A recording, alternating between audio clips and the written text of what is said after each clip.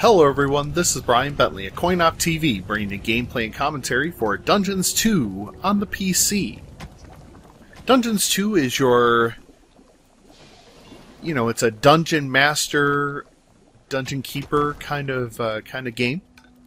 And what makes this one special is it kind of has a few things going for it. One is this really distinctive art style. I feel like they kind of pull this sort of balance between fantasy and almost a World of Warcraft way of looking at it without it being too World of Warcrafty. And then there's the narrator. So you'll hear bits and pieces of him around, here and there. But if you ever played the game Bastion, it's on pretty much every platform at this point, but one of the things that makes Bastion so great is the narration. It not only helps propel the story along, but it gives a lot of background that I don't want to say you wouldn't normally have, but a lot of times that background's going to come to you in text, and not all, while I personally may be the kind of person who loves sitting and reading text every once in a while, there are times where I just don't. There are times where I just like, what? I'm ready to just move on to the, parts that are a little more exciting to me. So, it's one of the best parts about having, this narrator. Plus, the writing is extraordinarily funny. You'll notice I'm kind of pointing out some areas as I'm moving along. So that is the brewery. And you'll notice that the little guys who are called Little Snots, they are into either the brewing beer or, they, knock down walls. They can build up walls. You notice all the green boxes. I tell them where to dig. So they do the brewery and they mine gold because the creatures, so the orcs, the goblins, the nagas, who are large snake-like creatures that stand on their body, their tails, I suppose. Now, all those things need two things.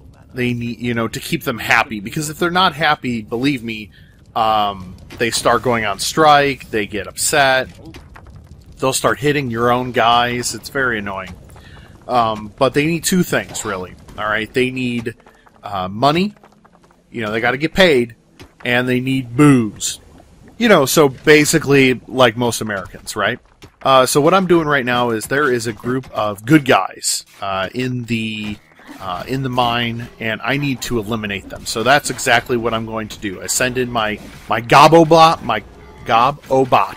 It's a goblin inside a giant mech unit that's pouring fire on all my enemies. I have a Nagas that heals people.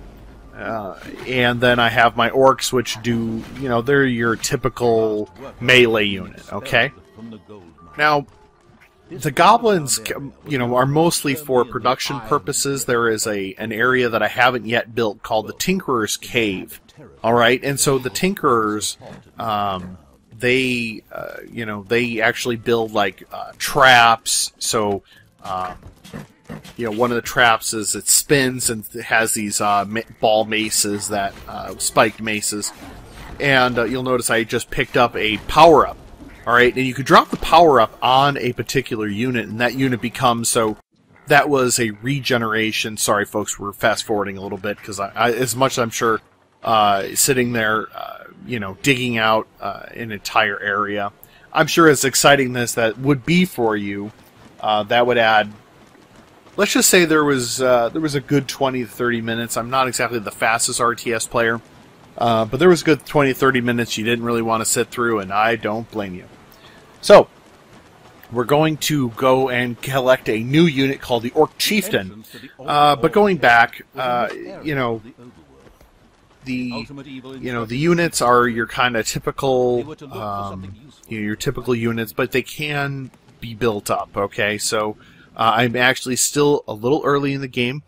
Learning about, getting the Orc Chieftain is one thing here. I'm also looking to expand the Nagas themselves. So I want, if I build a Nagas, it's sort of a projectile throwing ranged unit. The one that's actually going and healing, I sort of, quote-unquote, found them. So I'm really, kind of hoping that I found that in the Gobobot. And those end up being the two units I really relied on for the rest of this level.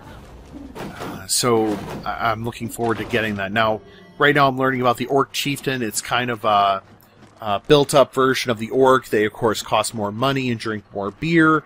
But, they're pretty worth it. Because, the regular Orc units are a little bit throwaway. There's I'm not going to lie to you about that. So overall, I'm really, really enjoying the game. There's just something so... gosh, I hate to use the word quaint, but there's just something about how they put it all together. The total package really just ends up being charming, and, there's plenty of... there's challenge without it being, maybe it's just because I'm doing it a little bit slower than most, other people. In fact, multiple times the narrator basically says, boy, it's getting kind of boring here, and, you're not going to get a high score. And they're like, oh, wait, there's not a high score? Never mind. Show me what you've got then. But, so overall, the challenge seems to be pretty good. There is, the story, the writing is excellent. And I think there's a lot to be said about a game that both takes a lot of time, as well as being able to have the kind of pacing that, is successful. Because it just... an RTS can get so niche quickly, that, people can, move in without it and, move on from playing it. Whereas this, between the, the writing and the story, there's really very little here that you don't want to keep on playing. And who doesn't occasionally like to be the bad guys? That's essentially the entire story, is you are the ultimate evil.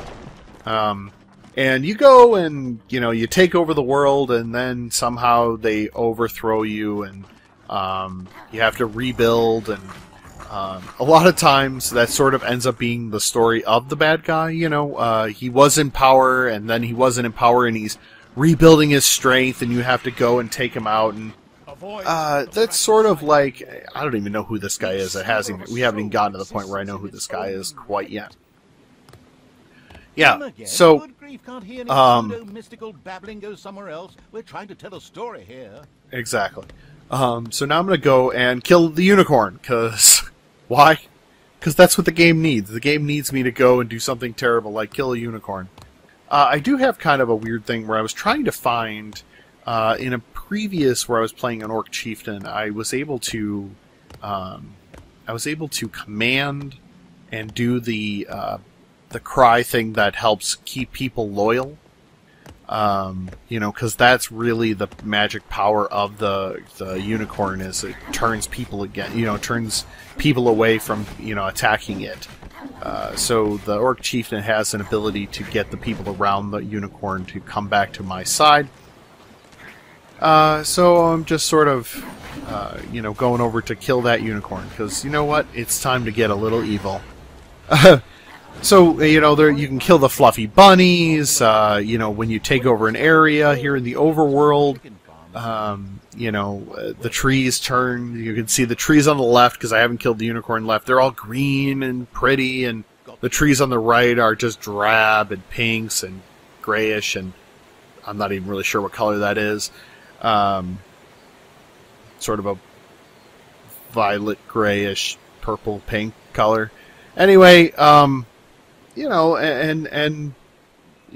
what it is. I'm having just a ton of fun with this game.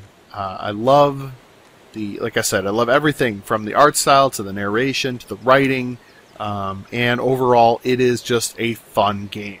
It's out on Steam from Calypso, the people who make Tropico.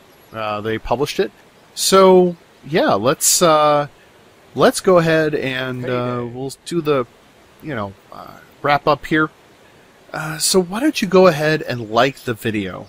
It's a little thumbs up under the views, and that way we're going to know, we appreciate you, giving us the love.